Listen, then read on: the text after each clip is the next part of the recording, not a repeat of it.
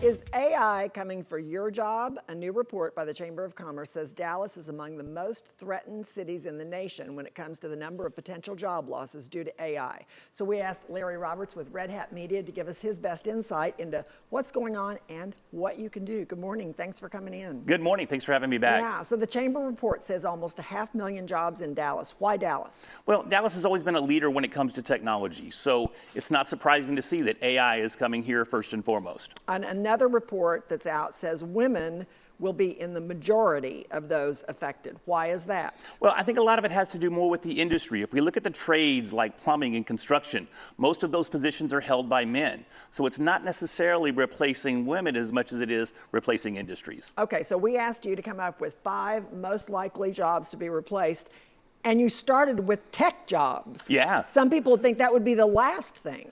Well, they're actually still in high demand. Don't get me wrong there, but it's also something that AI does extremely well. So we're going to see more and more as AI continues to develop that it's going to fill some of the gaps in that industry. What kind of tech job?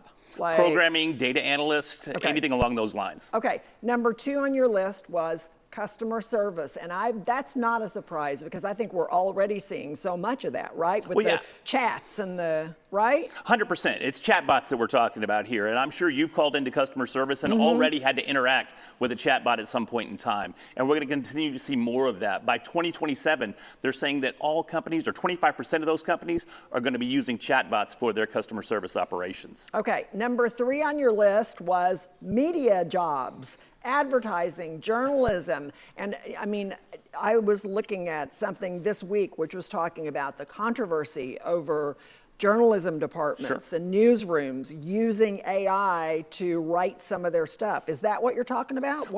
That's a lot of it, but if we look at it too, it's really any kind of content creation position.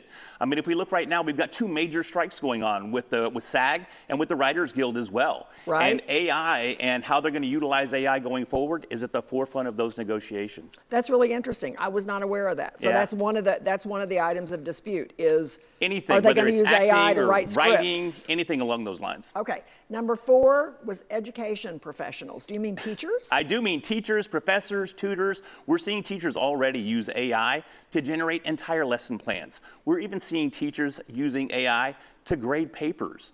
But on the flip side, we're seeing students turn around and do something similar to use AI to write their papers and even get answers to those quizzes that are being developed by their teachers with AI. It's so confusing right now. I'd hate to be a college student trying to figure this out. Number 5 was graphic designers, and that doesn't really surprise me.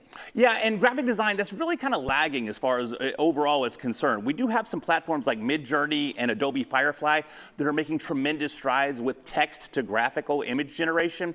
But it's still not quite there. But at the same time, this is going to introduce new competition to the graphic design market, which could in turn lead to lower wages. Okay, we also asked you to come up with 5 ways that you say you can career-proof your job or future-proof your job. That's what you called it. You started with continuous learning. What do you mean?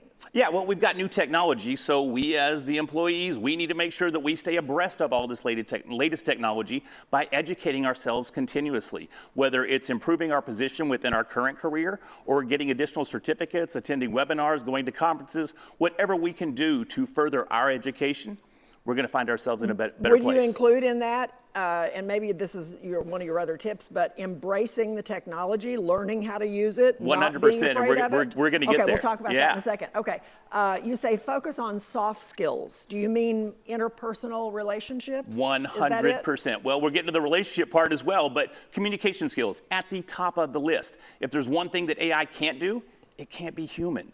So that's where we have to step in and make sure that we have our problem-solving skills honed in, that we're aware of our emotional intelligence and where we stand. So as long as we can continue to be human and continue to provide value in that regard, AI can't take our spot. Okay, maybe this is the one where you get to embracing AI. Embrace technology is your 3rd tip. Sure. Right now, I'm seeing a ton of fear and a ton of resistance to AI because so many people are concerned that it's going to take my job.